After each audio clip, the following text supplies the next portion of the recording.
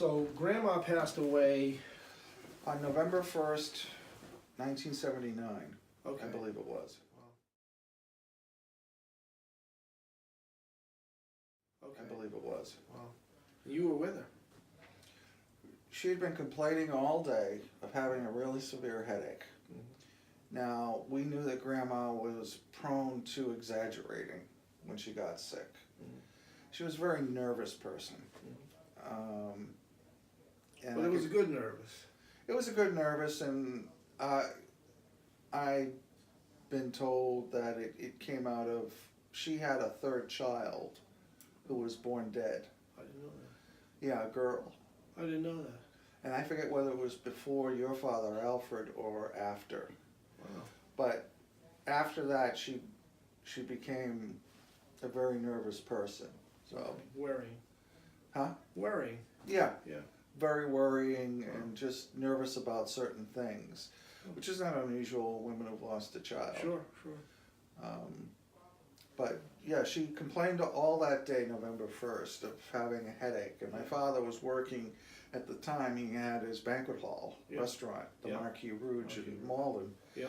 And he finally, she'd been complaining all day. He finally said, "Okay, we're going to take her to the emergency room." So it must have been like 5 or 6 o'clock at night. It was dark.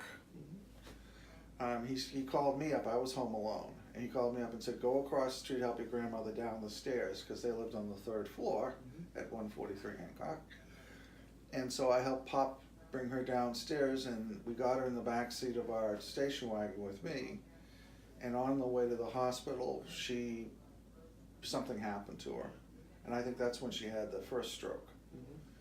And so I did some CPR on her, got her breathing again. Wow. And then we got to Whidden Hospital. Okay. And we knew something was up because at one point they asked us to go into a room after they had taken her.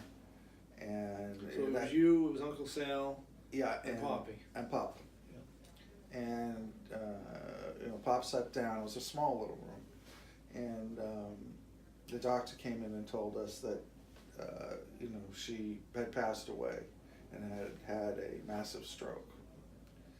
And Pop's first words were, he just held his head in his hands. Didn't cry, teared up. He was always a man. And said, I have nobody to yell at me anymore. And I think that's why he died within a year, is because they were so close.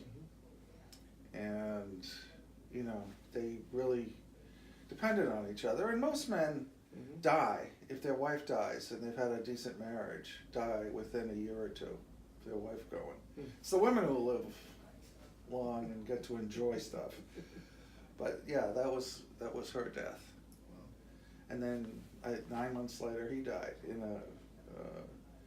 he'd had a couple of strokes, I think it was. I'm not sure on the details. Sister Teresa Squilacciati might know the details. So many